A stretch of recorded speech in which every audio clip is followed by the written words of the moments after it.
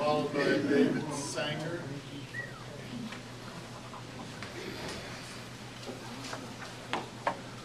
First of all, I have just a few items of concern. I have been looking at the NPDES draft permit and also the application that East Tennessee Material made. I also tried to observe what a correct NPDES permit should look like with an application submitted such as this.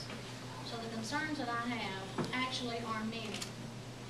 I'm going to just tell you a few of those because of time, but I will do my best to get the majority of these in. I consider them very serious. TDEC officials, I consider this very serious information in that if we have standards in Tennessee, EPA, and the nation protect our water quality, if we do not adhere to them, then they are null and void. And it puts every one of us in the nation, in this community especially, at risk. So I consider these very serious. I'd also like to first of all mention and request that our regional director, Queen Keith Fleming, and our state director, Paul Davis, classify this proposed facility to be a major facility. This permit allows expansion up to 421 acres with the addition of an asphalt plant that is mentioned and a concrete plant that is mentioned. Even though it may not be in this particular permit, it is easily expanded.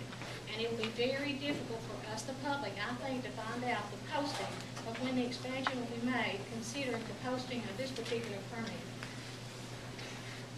The Hiwassee River, a scenic river, is also a receiving water here. Questions that I bring up: issue 1, the site description, woefully inaccurate.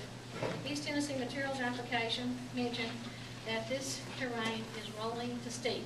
That's true. On the west side of 971 is rolling to steep. However, 266 acres lie on the west side of the bank, and on the west side of the bank it is level.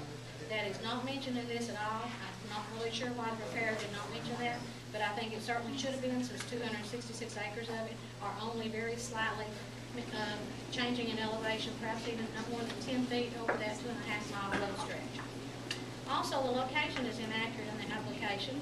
It mentions that the quarry will be approximately 2 miles east of the city of Calhoun. Actually, it is closer to a half a mile from the east side of the Calhoun city limits. And from the quarry pit, the Calhoun city limits might be 0.75 or 3/4 of a mile, with Calhoun Elementary School being about 1.35 miles from the quarry property. Now, consider this also, that you may say, why does that matter so much about the location? Any information that they give in the application is supposed to be very correct, because their submission of the application is what the draft permit writer would utilize to write the draft permit. And the draft permit is like the Bible that they go by. So looking at the application, they write the draft permit, and within that draft permit, anything that will be a protection for our environment, for the springs, for the creeks, for us as a community, from the pollutants, has to be in that draft permit. So it's very, very important that it be credible. It's very important that all the information they give is transparent and that it is credible. And this is a legal situation. Federal code says that it has to be exactly clear, that there should be no lies told. Also, receiving water is mentioned, and this is some information that I looked at in the application itself. There's an engineering flow design in there. Within that engineering flow design, there's a gallon per minute that starts out at 750 gallons per minute.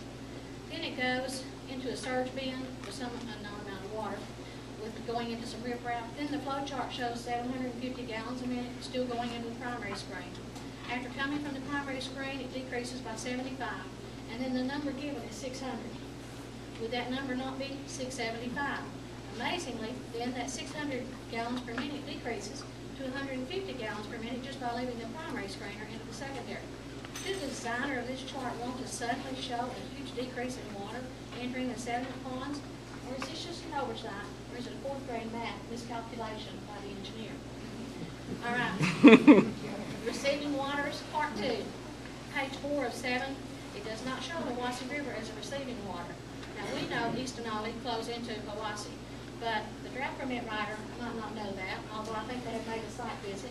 However, the people who are looking at this at the regional level may not know that unless it's listed. That's why everything must be absolutely accurate and transparent. An anti-degradation statement is made in this application. It takes up pages 3, 4, 5 of 7.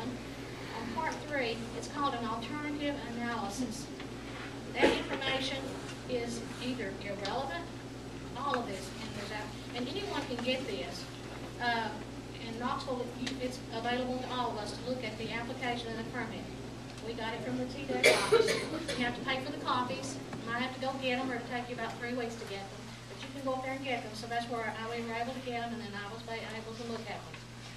How can the pages of information that are on this alternative analysis, and I know the TDEC people will be able to see this, either there's misinformation there, or there's, to me it was an insult to the reader, because when I looked at the pages, it made absolutely no sense. So I would like to take a look at those pages and see if maybe someone can make some sense of those. Now the treatment plan also in the application took up pages 6 through 11, part 6 treatment plan. How does this hodgepodge of information on these pages, its definitions, its mining methodology, how would it assist a draft permit writer to know what to put on the engineering design on the NPDES permit for treatment? The only mention is a drainage segment. That's the only slightly applicable part to a treatment that's in this plan. Another issue is that the application has omissions. All forms of NPDES applications are to have all columns properly filled in, or, like our income tax, DD&A, just to know that we did pay attention to it. There are omissions, and there isn't a DD&A in several columns. Now, on Part 12, the nature of the business, it omits blasting. I consider that a fairly important part of the quarry business.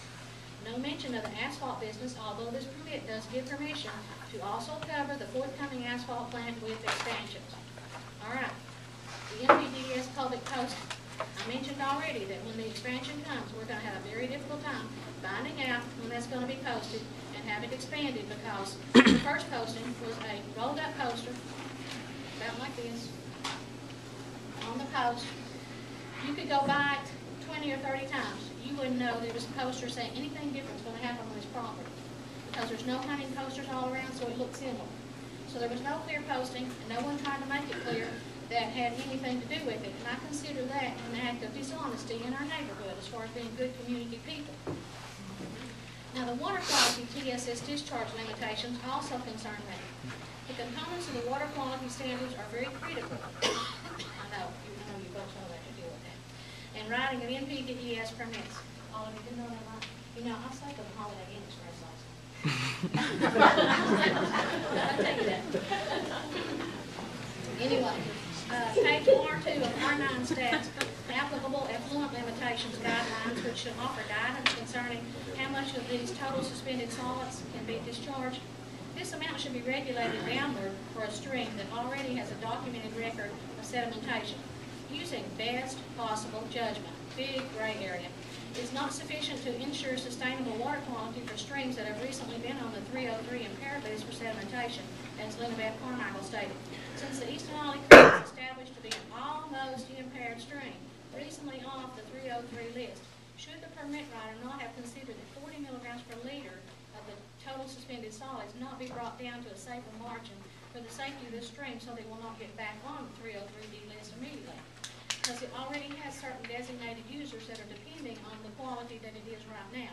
And those users are like Bowater, Arch, Olin, and other local farmers who may be. Another issue is the calculations of the effluent data limitations. In page 15 of the draft permit, as well as on page 16, number 2 and 3, we are told the committee shall notify the Division of Water Pollution Control if it knows or has reason to believe that a new discharge will result in a new pollutant. Only when the alteration of the addition could significantly change the nature or increase the quantity of pollutants discharged. This statement completely ignores other water quality effluent data, which states what effluent limitations must be held to a certain level for this facility to exist among other designated users. You know, if they are alone changing their stuff, and that would be different, but all different places, if they all decide to discharge just a little bit more, it's going to completely throw the pollution level up past the level it should be.